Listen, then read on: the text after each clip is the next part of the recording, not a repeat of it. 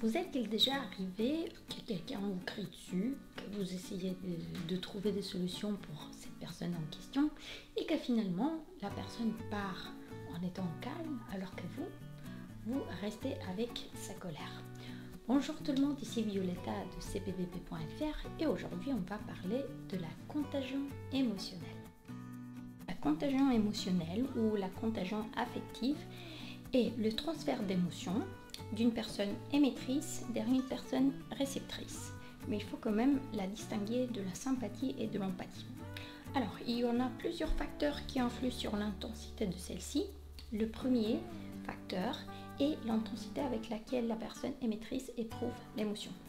Le deuxième facteur, c'est l'importance que le récepteur accorde à cette information. Mais comment ça fonctionne en fait ?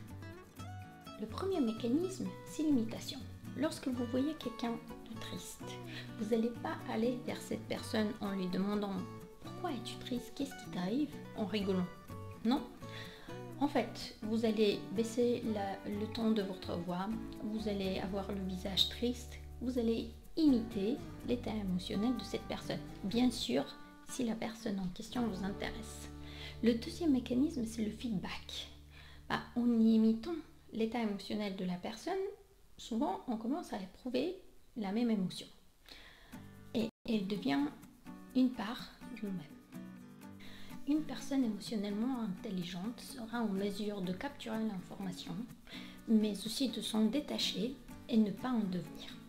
Donc l'intelligence émotionnelle peut nous aider de faire le tri des émotions et de prendre seulement ces émotions qui nous nourrissent positivement. Donc la contagion émotionnelle n'est pas seulement négative.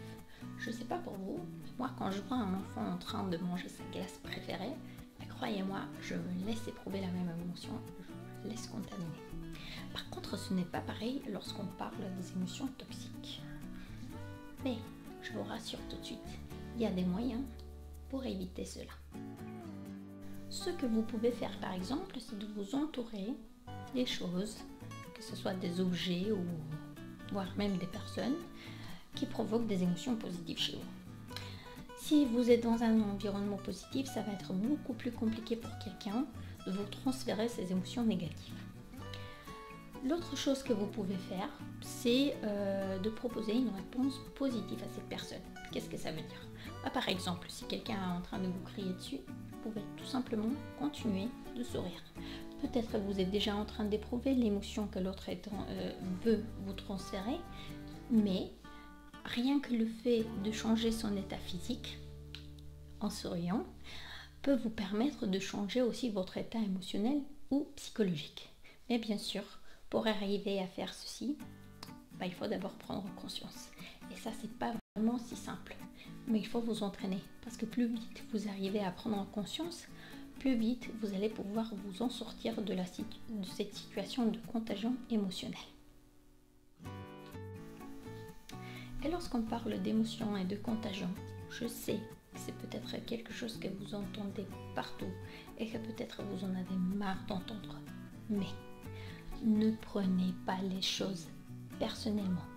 Croyez-moi, ceci peut vous être très utile et ceci peut être un élément clé qui va vous permettre de vous sortir d'une situation de contagion émotionnelle toxique.